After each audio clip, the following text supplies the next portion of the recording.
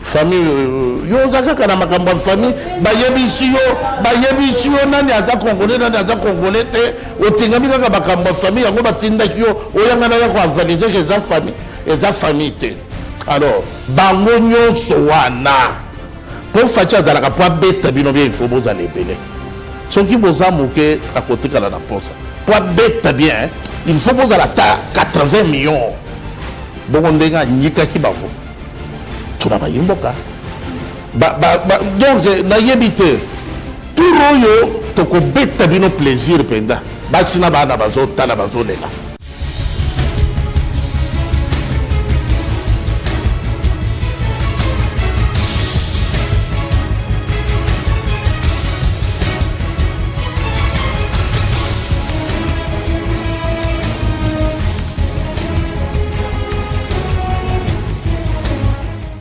Madame, Messieurs, bienvenue dans cette émission dont vous avez eu l'habitude de suivre chaque fois quand il s'agit bien des questions d'actualité, des questions de l'heure. Sur ce plateau, je ne suis pas seule. Je vais co-animer cette émission avec Madame Naomi Pila, à qui j'ai dit bonjour. Bonjour Madame Pila.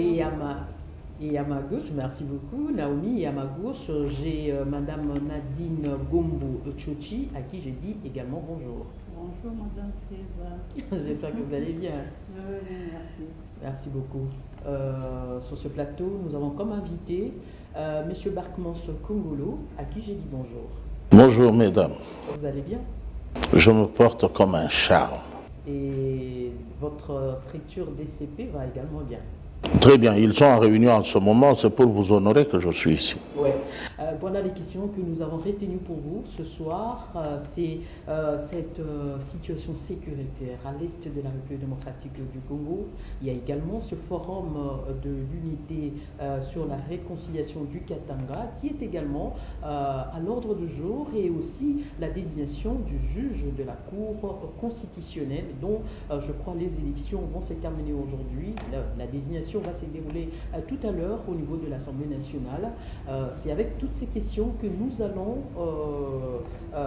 faire cette émission avec M. Barkmans Kongolo, qui est le président du DCP. Cette émission va se dérouler en Lingala, donc pour une meilleure compréhension de la population, parce que ce sont des questions qui intéressent pas mal le peuple. M. Barkmans, la situation sécuritaire, les autres parce que les lots, tous qu'est-ce qui se passe? Merci beaucoup, mesdames. Merci aux téléspectateurs et internautes qui vont nous suivre. Au lobby, tout ça, la émission na Lingala. Pour Baimboka, Balanda biso malamu. Kasi au motuna au lobby, to moni makambu na sécurité makambu zonga zonga kaka siba. Neti nini zongi sima. FARDC et gagner les lots et repousser les rebelles. Lobby to moni sous oh ba rebelle wana ba gagner terrain côté à FARDC. Pour na nini tozo komati kuna na Rwanda te parce que les lots kambo bombe za sauté. Rwanda ne makam. Merci beaucoup maman. Nabanza na émission oyo esengeli to pesa ba imboka respect to loba bosolo to loba bosembo. Question il y a sécurité na est ezali question il y a solo maréchal Mobutu akotisaka ba Rwandais na mboka République du Zaïre. Kasi ba Rwandais maréchal Mobutu akotisaka ezalaka batu moko baye ko fanda na kimia, baye ko luka musala, baye ko sunga mboka. Bayaki na makambo mbutu te. Esengeli bayimboka toyebisa na busolo. Makambo tozomona sikoyo ya désordre eza makambo eyaki na Musée Laurent Désiré Kabila. Musée Laurent Désiré Kabila batu basalisaki ye po azwa bokonzi awa ezali ba Rwandais, ba Ugandais na ba Burundais na ba Tanzania. Bango nde basimbaki ye na maboko pona koya kovandisa ye na ngwende. Ezalaki na tina te ya na batu wana parce que maréchal Mobutu salembaki na ye azalaki kobela vent ya démocratisation ezalaki déjà essaie gagner terrain yango bayaki na bopete nyonso eza maréchal Mobutu ya ko confondre leur azalaki nano elombe mobali kaka po balekisaki mulele na Zambie akota na Katanga président Zambie azwaka makambo na ye oyo maseki nyonso bazosala oyo baye kosala yango parce que Mosé Laurent Désiré Kabila azalaki lokola Mobutu te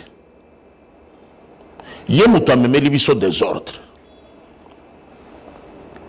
akamati barwandais oyo bayebani très bien baza barwandais oyo bayaki na idée ya mabe ya kokompare te na barwandais oyo maréchal Mobutu andimaka biso bakongolais toza mpe na bapays voisins esika tozosala misala kasi kuna tolukaka kobotola bango mboka te tolukaka kozwa mabele kuna te tolukaka bokonzi kuna te congolais soko okuti ye na Brazza na Zambie na Uganda na Tanzanie na Rwanda azosala mosala po alesa bana eloko tozokufela wa ezali ya barwandais oyo bazali koya na makanisi ya kobotola mabele barwandais wana oyo wana Laurent Désiré Kabila nda kotisa bango nda yingisaki bango na mboka Laurent Désiré Kabila kufi mwana na ye Joseph Kabila oyo asali 18 ans na bokonzi azomeka te kofiotola ata monoko na ye aloba kaka Rwanda nde azwa nayebi te soki bazalaki kobeta ye na butu soki ndenge nini kobanga moko ya ndenge wana bato oyo omoni awa batikaki mandefu milai oyo bazoloba lelo motu moko te azalaki komeka kotanga kombo Rwanda na monoko na ye yango nasepeli na introduction na yo olobi likambo ya kobomba lisusu eza te mpo Kabila akei soki Kabila azalaka nde tozobomba kaka.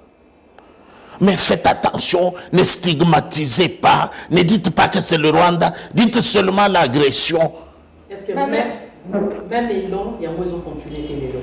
Elan Oyoana, il y a Kabila, pandémie Kabila na RDC. Nde likambwana ya Est, ezali pandémie Kabila. Papa ye, na ba Rwandais, moi na ye ko réconforter bango.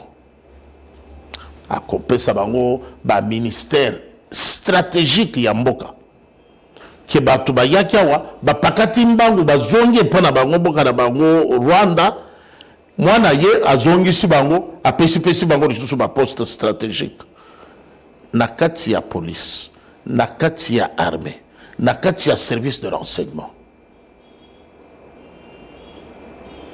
oyebi ke moko na bango azali kutu vice président ya mboko. Mais Rwanda le gouvernement matangi ezali na conditionnel atangi yango penza boete polele puis et bozomo na ke armée rwandaise eza ko attaquer mboka na biso mais bazo dépêcher les sous ba ya Congo ba kene ko sala enquête kuna enquête ni ba osala alors que c'est clair que ba soldat wande ba kotina mboka. Merci beaucoup maman. Na makambu ya sécurité ezalaka lokola kosomba fumba na wenzete relation entre état ezalaka lokola relation ya motu lupango awa na akanga bana voisin na lupango te ezalaka ndenge moko te bokeseni ezali ebele bokati na silisa nano eyano ya liboso ya koloba ete koyingela oyo bayingisaki bapaya barwandais na mboka na biso kokotisa bango kopesa bango misala minene ezwaki temps pona koinsérer bango pendant 18 ans eza eloko mokete alors tokoluka te en un jour bakende nini basali esika nini batie biso motambo makambo nini si babongisi déjà na niveau ya diplomatie na niveau ya intérieur oyo topesaki bango na bacommune oyo bango bazalaki koluka koimporter na bachef coutumier ezali mosala ezwaki 18 ans plus parce que il faut tout compter pe ya Laurent Désiré Kabila lelo président tozana ye azali na vision mosusu oyoki ye moko azali ko dénoncer que batraître bazali na kati ya ba service na biso. Parce que moyen ya ko expliquer ezate que topesi mandoki topesi moyen, topesi biloko ya kolia, topesi motivation, bozo kokate kolonga banguna. Alors, sikoyo nde na komi na motuna na yo, mais ndenge nini ezakaka lelo toyoki ke FARDC balongi, lobi toyoki lisusu ke bapusi bango, lobi oyo kuna parce que Rwanda azali kobunda na ndenge ya muyibi. Akoki kobima polele te. Omoni lokola ndeko Vladimir Poutine azosala na Ukraine, azosala ngona polele. Bokangi ba sanction ti na yebite etikali sanction asoka balo ba riche ba pe makali susute. Pour ba sanction nyonso normal esili. Yepa azo beta se ko beta ba Ukrainien.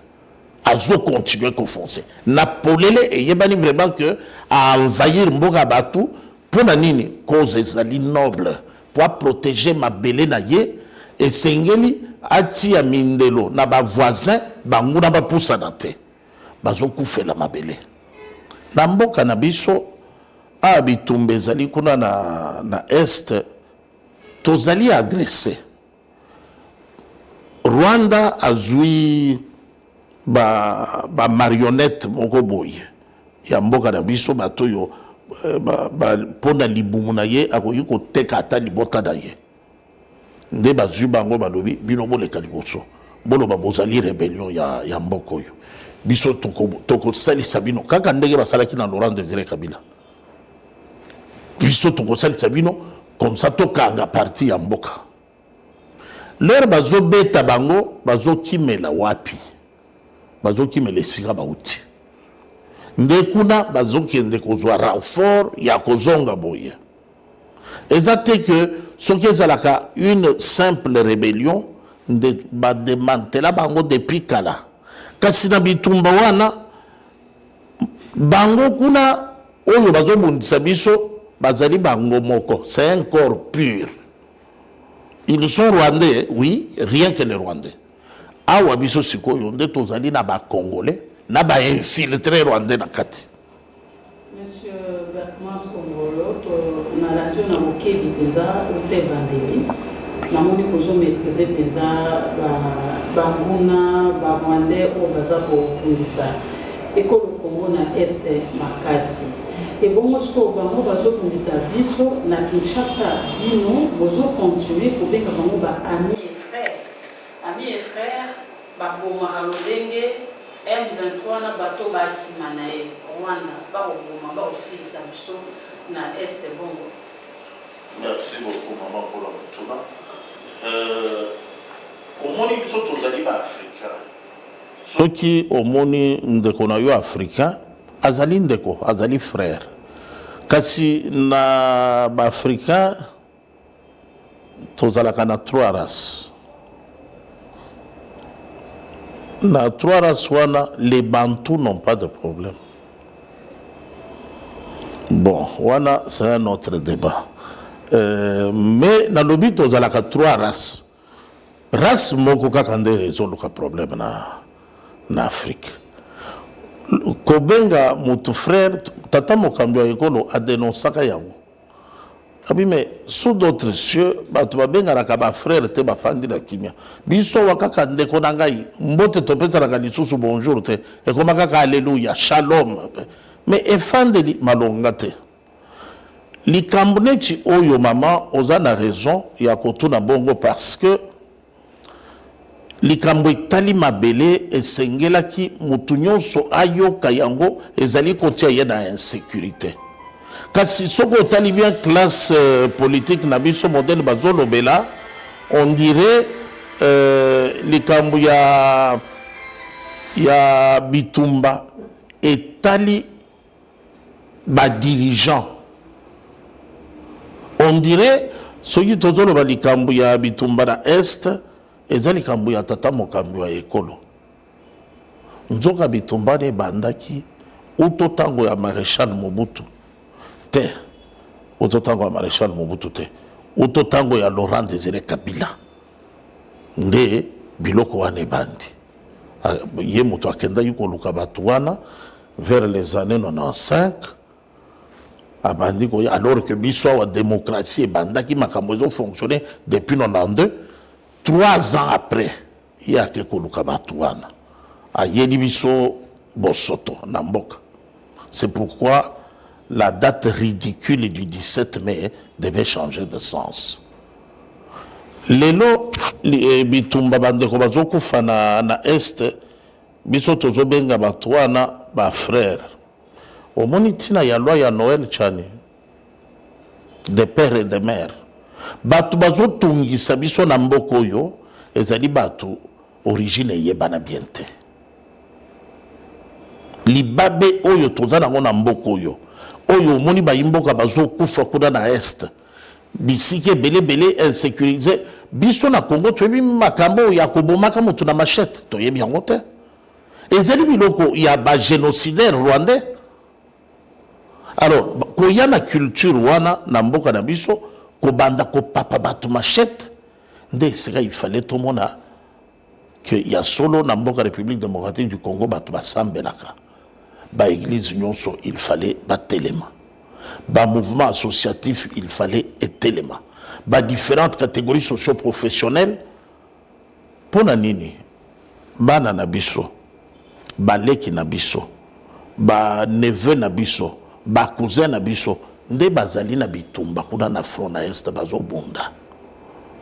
Et c'est qu'il fallait tout le monde ba bourgmestre mutu organiser juridiction na ye à compter nombre ya ba église. Chaque église ba ya na $1000 pour to soutenir ma pinga kuna na front. C'est géré par le ministère de l'Intérieur et le ministère de la Défense.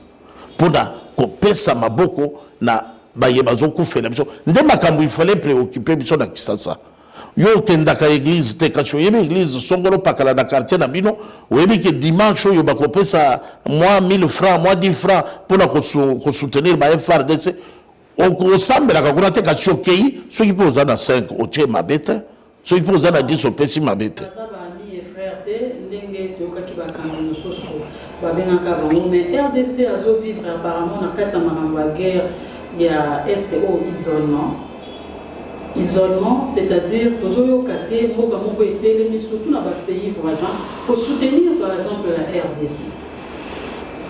Nani allié à RDC na kati ya makambo, nani muninga ya RDC. Est-ce que vraiment tu peux confronter diplomatie na biso na moment où tozo passé parce que tozo soutien à mutu te to na ndenge Ukraine.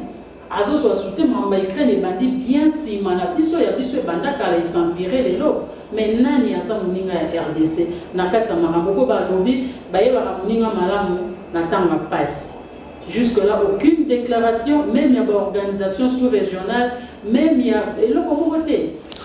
Nesika wana esengeli tozala na bokebi. Omoni président américain Joe Biden alobaka eloko Russie asali na Ukraine ezali massacre. Emmanuel Macron a télémilitaire mawana. Tokoyi kolobango massacre te. Pour ceux qui ont qualifié yango de massacre, conséquence ezali kolandisana na mikano mibeko ya Nations Unies. Ndenge moko na biso en Afrique. Rwanda akoki kotelema na polele boye pona ko soutenir ba M23 te. Alors, pour stigmatiser, pour affirmer vraiment que Rwanda a na simazo agressé, procédure ezali. Au moins, il va présenter devant le conseil, bah élément, il y a preuve. Tenu, mandoki, na ba effet mususu, ba gourde, où ezali ko porter mention, il y a armée, il y a Rwanda. Tokoyoka explication, ni Rwanda kopé ça. Ce qui est bimi na polele, que Rwanda a agressé la République démocratique du Congo, toute la région sera déstabilisée. Effectivement, tu comme un jeu d'alliance, tu es nani nde azali na nani.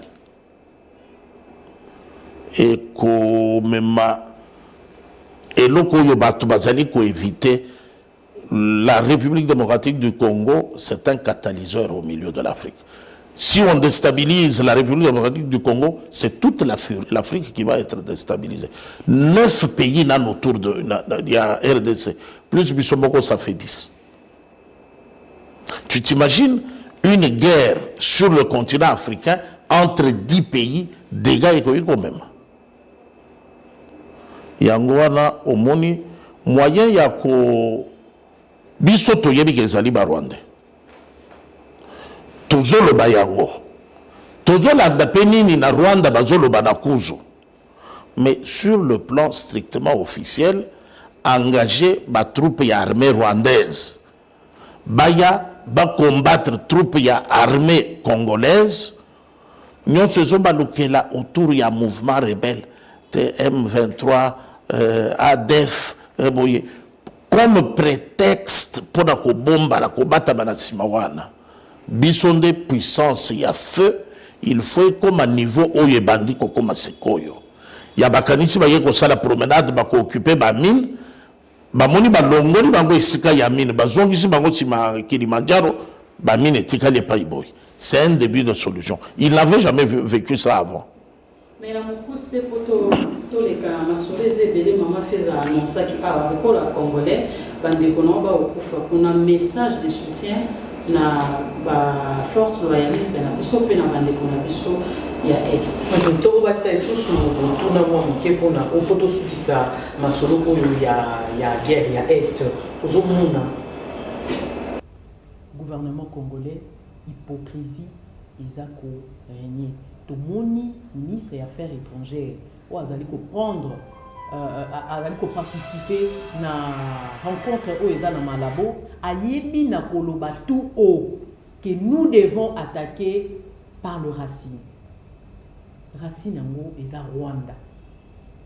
Abombi maloba te a lobby parce que trop c'est trop. Tozo kajole Rwanda mingi. Nini oyo bino bolia bosinya na Rwanda oyo bokoka kolobe la Rwanda te. Et puis tozo mona les loba réfugiés soit disons le réfugié o baza kokota o na Kikwit ba koti o na nini na Maluku. Qu'est-ce qui se passe? Merci beaucoup maman. Pona koyanola na mituna wana c'est oui ce qui se passe entre bisona ba réfugiés et puis pacte nini to signa na ba Rwandais liloba nini na kopesa na ba FRDC. Ceux qui pacte ezali signer na ba Rwandais il faut ezala signer na moto abanda ki na bango masolo ba accord de Lemera bisote mutu to zala na pouvoir. Accord de Lemera wana ba œuvre ya Laurent Désiré Kabila. Mais lelo bozana pouvoir bozana makoki ya kobalula maloba. Maladie ya ka mukolo moko ka sesila ka mukolo moko te maman. Mais Poeya, il a 20 ans. On a vu Bino Bossili ça dans 3 ans. Et ça l'a caté tout dans la montée, madame. Pacte, Yakobo, Yakotanga, Kombo, ya Rwanda. Et ça dit respect, ya règlement, ya Nations Unies. Officiellement, ceux qui chefs de l'État à lobby, Tozali na état de guerre. Nous sommes un pays en guerre parce que nous sommes agressés par le Rwanda, nous devons nous défendre. Wana makambo échangé. Procédure ezalaka pona kokoma bongo na niveau wana. Yango ngai nazali ko lendisa bana mboka oyo bazobundela mabele na est. Nazali vraiment ko pesa bango longonya. Nazali ko soutenir bango, nazali ko encourager bango. Nazali ko senga na ministre ya intérieur, na ministre ya défense. Sous la coupe ya premier ministre Jean-Michel Samalukonde. Effectivement, la nation doit souffrir avec ceux qui souffrent. Tous les Kateba déclaré état de guerre. Mais pour l'instant, Baye bazali ko bundela na est kuna ezaliba na mboka de Congo démocratique et sengeli tous élan ya solidarité la bonne façon à exprimer yango mutu nyonso apesa ne fût-ce que $1 si c'est possible à travers ba église nabiso à travers ba misala nabiso à travers ba asbel nabiso ba bourgmestre nabiso ba memeli ministre de l'intérieur pour na ba cheminer ko soutenir bandeko oyo bazokufa na est bandeko oyo bazali na kati ya armée pe ya police pe ya service de renseignement ngana senga purge banda la nuit de temps. Il y a des mécanismes. La République a investi dans la formation de ce genre. Mais babengana bangona musala na petenyonso par Laurent Désiré Kabila. Ba breveté d'état-major, des élites formées vraiment valablement. Je crois qu'il faut faire le rappel de troupes. Kobenga Batouana, oui, général Mayele a marché sur le Rwanda. Aujourd'hui, il est temps de battre le rappel de troupes. Comme ça, regardez maintenant, séparer dans l'armée, dans la police, dans les services de renseignement, les bons grains délivrés. Je n'ai rien contre mes semblables du Rwanda, mais je crois que Moussa Zakaka armete. Bakoyi ko ya na République démocratique du Congo, tout le monde bango na football, na ba léopard, tout le monde bango na ba troupe de théâtre, tout le monde bango na ba orchestre, tout le monde bango ba zo sala pe ba église, ba ya la kaka armete. Rwanda, il y a beaucoup qui n'est vraiment un sujet mosusu. Ce qu'il faut aux solutions le plus rapidement possible, il faut qu'autant à Congo la Rwanda lobby et aussi un processus mon quoi moulaï. Est-ce que vous avez que solution qu'on a aussi ça problème na Rwanda et puis vous avez ni pays qui bazo kanisa il faut qu'on la mieux, il faut bien la ambassadeur ya Rwanda na mboka na biso aussi ka relation diplomatique non son parce que c'est clair Rwanda doit attaquer RDC. Pour la Russie, ça, Bitumba Est, biso tozali puissance monene. Biso République démocratique du Congo. Rwanda wana ezali lokola commune moko. Ya République démocratique du Congo. Bazo sakana bongo parce que bazo exploiter faiblesse ya mibeko ya Nations Unies. Biso Rwanda il fallait tozala na comité stratégique. Il y a qu'on recruter d'ailleurs, qu'on obligeait maintenant que moi, soka commis na 5e point, qui est de 6e des humanités, il doit faire le choix avant la formation militaire. Tu ne peux pas aller au niveau supérieur sans qu'il y ait au l'armée. Je crois qu'il faut arriver à ce niveau, combattre sa puissance, il y a feu. Rwanda, c'était une province de ce pays. Rwanda. Et Zalaka province, c'est un pays d'Abisso. Ouganda, Burundi, Bango, c'est la province d'Abisso. Mais comme Tomoni Moutouaza désordre Mingeza Rwanda, il faut battre le rappel de troupes, demander, même nous devons marcher sur Kigali. C'est la seule réponse où il y a les 9 autres voisins. Très bientôt, le forum de réconciliation katangaise et ça qui vraiment bienvenue dans la réunion sacrée. Comment est-ce que une bozali comme on a mabé le monde n'a mabé ça surtout deux frères bandi solo se réconcilier surtout que ça pour la bola mais merci beaucoup maman. Heureusement il y a mon petit réponse dans Motuna. Forum il y a réconciliation entre Katangé. Deux personnes bafandi. Justement, c'est ça le problème. Ce qui deux personnes bafandi des forum. Comment on peut essayer à nos mamans? Justement, les gars, retrouvailles entre Joseph Kabila et M. Soriano. Ah, maman, Keba, occupé sa bango kanda. Banani bana mboka Congo. Soriano alobake Kabila a Uta Tanzanie. Azala na passeport a Uta Rwanda ayawa na passeport ya Tanzanie. Soriano. Alobi Kabila wana c'est l'incarnation du mal. Il a tué à l'est, il a tué au Kasaï. Lui ne peut pas se mettre avec Kabila. Limbi Sangaye, kasi matoye yoki, matoye zaki na kanda te mama. Alors, wana Soriano azo présenté biso Kabila. Kabila sikoyo afandi na esika ya ko présenter biso Soriano. Alobi oyo kuto aza congolais te. Moyen tout azo mérité que tout est topé ça y passeport ya République. Atika la libanda. Nyonso otomi ko bango bonamu ya fachi. Soki ayo kakandeli ni bango moko mibale bazali ko se présenter oyo yemo ko aloba na biso ke papa na bango auta Israël akenda Grèce aye koyawa koluka mbongo. Donc papa na bango ayawa koluka mbongo eloko ya yelawa mbongo.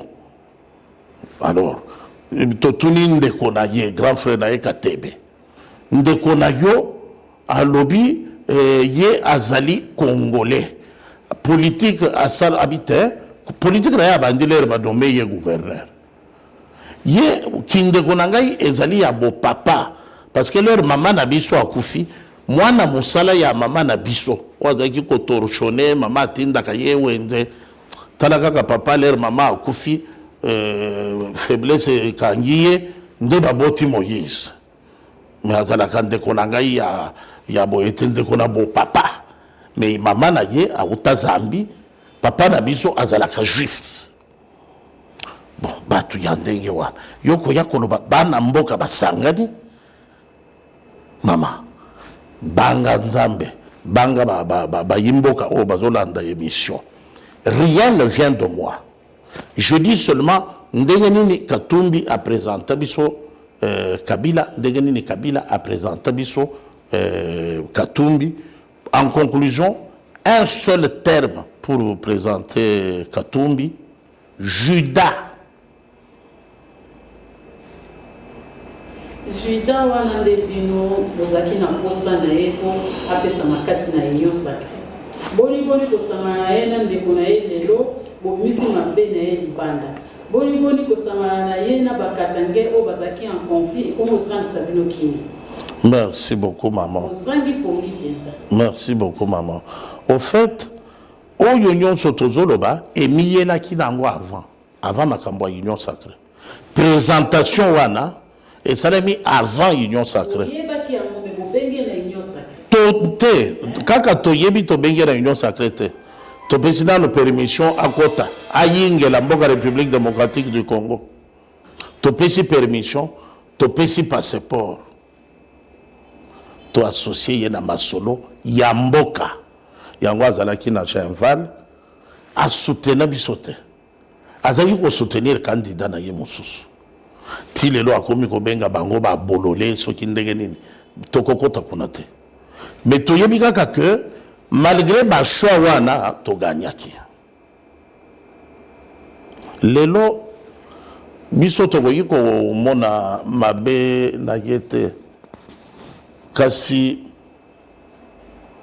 tozali ko yebisa mboka ete na kotala lolenge mboka ezotambola na kotala prise de position nini ezali ko préoccuper ba acteur politique na biso awa ba imboka bazokufa na est oyo azokufela bandi makaza congolais oyo azokufela ndenge nini akozobokonzila mboka oyo azokufela ndenge nini akosala ete tata mokambi ya ekolo alonga te bitumba ya changement ne sika ba imboka bazokufa na est totali batu wana bango nyonso lolenge moko de père et de mère azate qui se ressemble s'assemble eloko etindi bakanga baliboke eza nini likunya motema mabe kindoki nde tindi bango bakangama.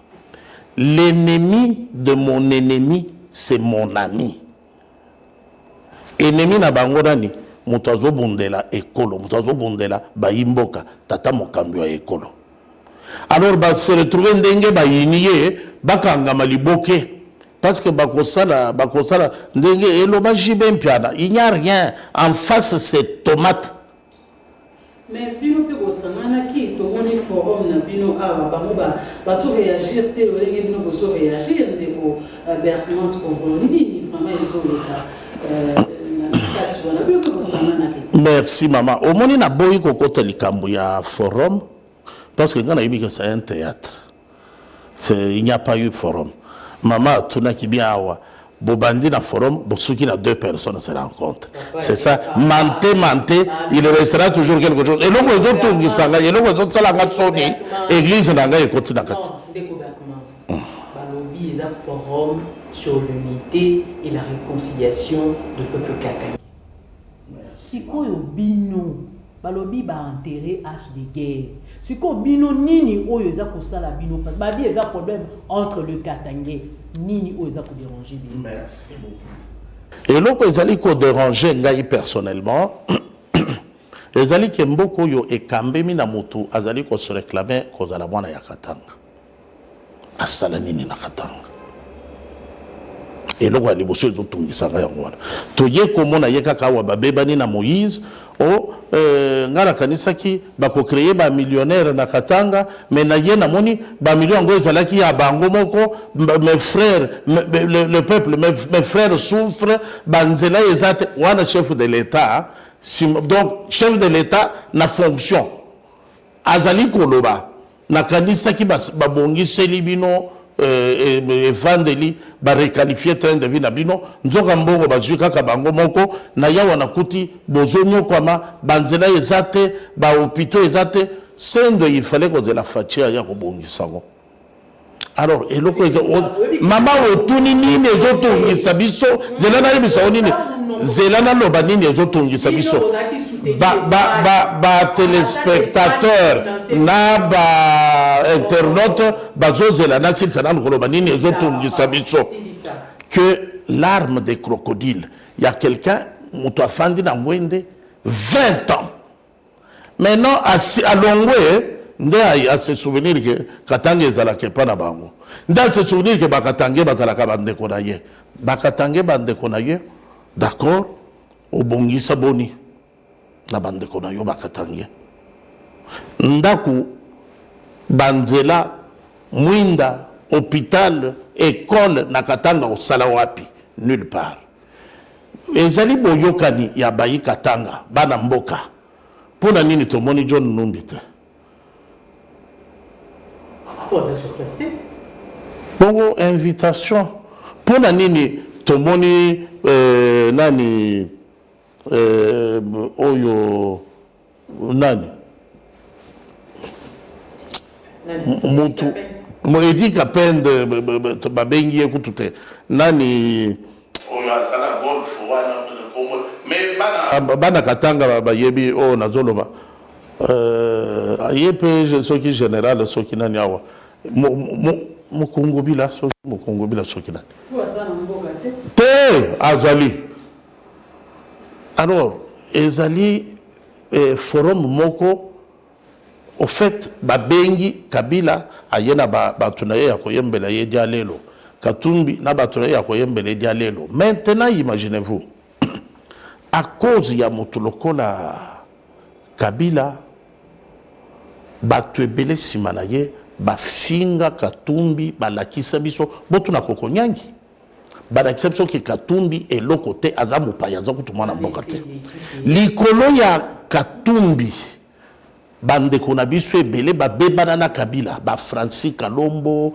ba Olivier Kamitatu banani babimisa maloba moko nayebi te soki bakotelema wapi famille yo zakaka na makambo ya famille bayebisi yo nani aza congolais te otingami kaka makambo ya famille yango batindaki yo oyanga na yako avaliser que eza famille te alors likambo nini ezotungisa ngai na eloko wana escroquerie mais pona nini kokamata mutu ya pasi musali na nzambe azali na eloko te bonakisi ye mbongo bolekisi ye liboso benga biso to ya aleki liboso aza kutu na mo adire te même na makambo bakomi ya mo ya fait ya déclaration ya sokala yako yanga na yebi kutu te sika bakomeli yango ya monika kaba mais sikoyo eza nini bobandi to réconciliation esalemi pe esili bayi Katanga mosusu bana mboka bazo dénoncer yango balobi mais biso tokanisaki tokoya makambo ya développement tokanisaki tokoya toyokana ndenge nini tokoyi kosala pona autosuffisance alimentaire ndenge nini tokoyi ko profiter na ebele ya population oyo Katanga ezo regorger ezali autant de consommateurs. Comment on peut en faire une main d'œuvre utile? Parce que on va unité et réconciliation.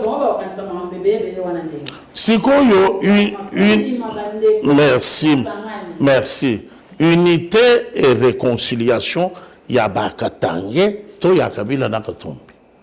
ngai nazali pour unité na réconciliation ya bakatange yo yebi combien de bato nga nakutanaka na bango na se réconciliaka na bango mikolo nyonso. Mais maintenant pourquoi nalekisaka ngo na télévision te, pourquoi nabengaka yango forum te? Bino mbala suka tozalaki totournaki na bino émission awa tokaki mpe kobenga yango forum, mais tobengi yango forum te poani découverte pour répondre ndenge nini na bayi oyo baza koloba que unité ya Kabila na Katumbi eza kobandisa bino bato ya union sacrée pona ba élection oyo eza koya na 2023 bazomona déjà ndenge nini baobeta bino kambaki. oyebi batunaka Joseph Kabila motuna wana est-ce que ozobanga pona élection te alobi d'abord soki naza na conseil kopesa bango ezali basangana po bazoya en ordre dispersé. Alors nazopesa ya loboye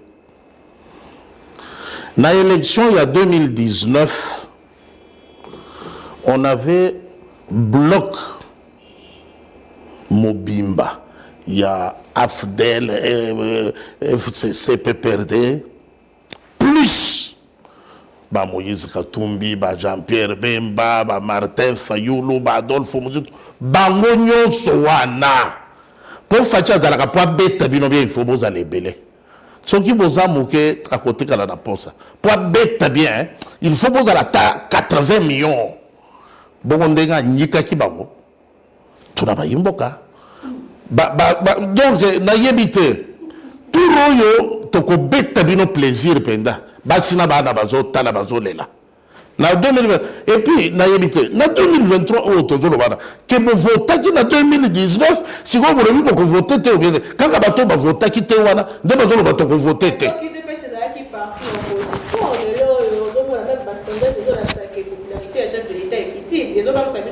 sondage ya nani ya institut nini sondage ya PPRD ezola sabongo ya namuka ezola sabongo mais biso tozo yebisa yo boy quel est l'autre aux pouvoir biso mongo lisusu te kokuta ba grand prêtre Mbosso bazawara babati lukwebo oyo basala ka force ya AFDEL balongwa wenge panzana lelo bakomi ko luka côté décision na signature ezali nde batu wana sikoyo baye kokuta biso toza tolonga kana biso déjà kasi baye ko renforcer ndebo tala na deux individus pour appeler ça une retrouvaille, vous appelez ça un forum, vous appelez ça réconciliation. Bobeli tonini to bande le dictionnaire deux individus se rencontrent babenga kango retrouvaille, c'est tout. Il y a eu une minable retrouvaille que moi j'ignore. L'homme à la cravate ogoye batayete Bukangalos. Bon, on peut passer dans Matata, bon, on peut passer dans Raïs, bon, on peut passer dans Katumbi, bon, on peut passer dans Fayou. Tito beta ki bangwada, bazalaki na batu nyonso. Population ekangi tolembi ote, po baki yango. Kasi population oyo to moni bazalaki kobina binawa na nini? Banga. Moi venu wana nini? Na batete na wana podete po mata grand hôtel. Pumbu. Bazalaki wana. Au monde ndenge bazawana ba diminuer parce que ebele ba longwe na bango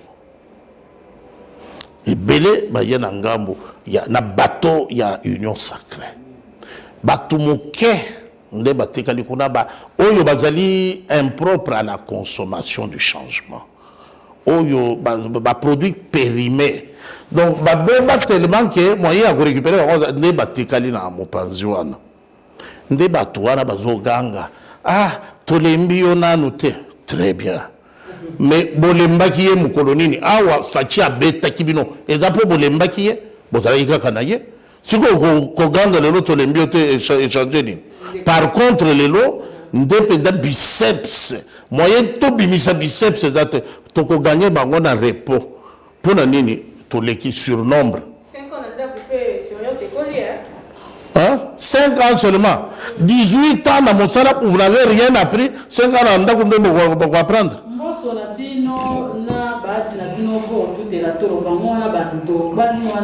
pour la congrès va désigner juge moko bato ba ndongwana ko nde ko kanisi bo cheminer na bon pour avoir résultat maintenant. Omoni elengi ya démocratie soki démocrate azokamba mboka omoni elengi yango makambo ya autorité morale ezate makambo ya yeme ezate. La démocratie c'est la liberté d'expression, la liberté d'opinion, la pluralité des organisations.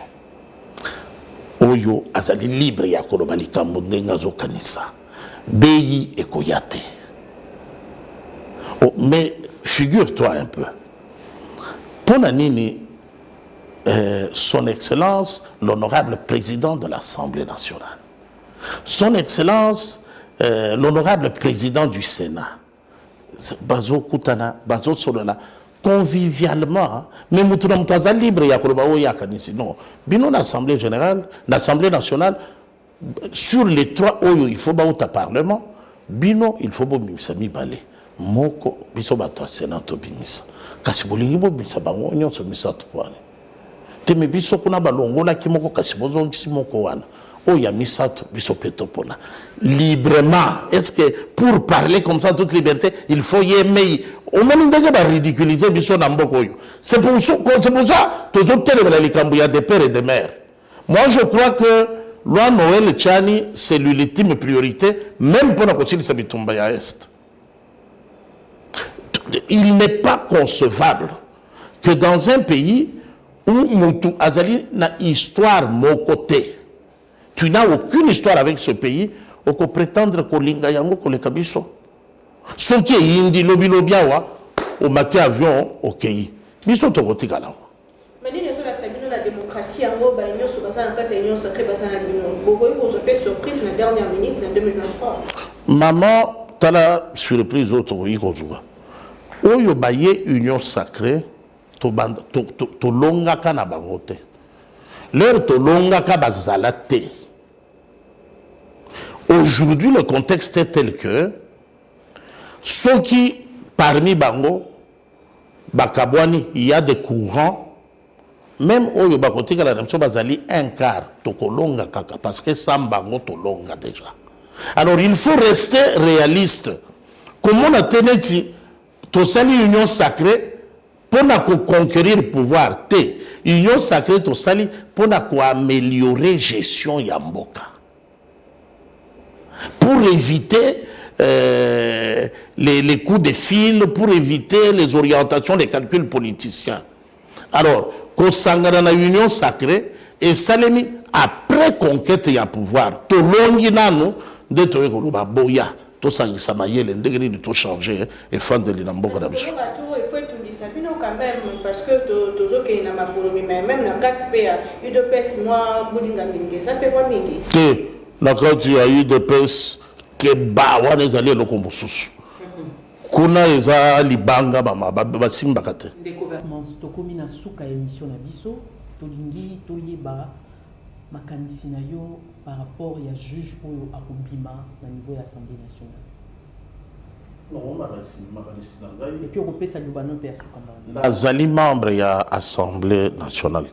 Bah membre ya parlement. Oui, en tant que société civile, je me dis parce que Bandeko, il y a Assemblée nationale, Bazana droit, il y a 2 juges. Bandeko, il y a Sénat, Bazana droit, il y a juge Moko. Et Sengeli, Batala, expertise variée. Et ça a quelque chose de monotone, quand un juriste n'a pas juriste. Ils peuvent trouver un bon manager. Azala Katsinabango. Ils peuvent trouver un bon philosophe, un bon psychologue, un bon économiste. Azala Nakatsinabango. Mais si critère, il y a sélection. Il faut ça là, autant d'années dans la politique. Et puis aux la juriste. Obligatoirement juriste. Parmi deux critères, autant d'années dans la politique. Et puis 15 ans, Balobi. Oui, 15 ans. Ouais. C'est ce que je dis, autant d'années, 15 ans dans la politique. Et puis juriste. Oui, il y a des juristes qui sont multidisciplinaires. Hein. Il est juriste, mais en même temps économiste. Il est juriste, en même temps manager. Il est juriste, en même temps... Donc, une expérience variée. Et pour enrichir chambre la plus haute chambre, il y a justice Namboka Damiso. Et je me dis, les lots, et Sengeri Bayimboka to comprendre le Komoko. Bitumbaya Est et Talibiso Banso. Makambo Tomoni, tumi bale meki ko benda attention mboka mobimba ezali test ya popularité na bango bamona si la vie du pays pouvait s'arrêter à dire Kingandi Songolo bakutani rien sentir que ezali mopepa pamba, mais ce n'est pas un événement. Mais c'est ici que je me dis on doit récupérer la véritable initiative. Il y a Congolais selon orientation constitutionnelle. Et Nazali Mogoya Bazali mieux placé, Barthélemy Okito sait de quoi je parle, Oyo Bazali mieux placé pour dire cela. Monsieur le diplomate Diour sait également de quoi je parle. En tout cas, je crois que c'est votre dernière parole. Donc, Madame, Messieurs, tout CPD, nous sommes à la fin de cette émission. Je rappelle ici que nous avons reçu sur ce plateau, ensemble avec Naomi et Nadine de CCTV, Monsieur Barkman Sokongolo du DCP, qui est le responsable du DCP, avec qui on a parlé de points d'actualité sur la désignation d'un juge au niveau de la Cour constitutionnelle en remplacement de juge Mungoul qui venait de nous quitter. Nous avons également parlé de la crise sécuritaire à l'est de la République démocratique du Congo ainsi que d'autres points d'actualité. C'est par là que nous vous quittons et nous vous disons merci de nous avoir suivis et retrouvez-nous prochainement avec le même plaisir. Au revoir.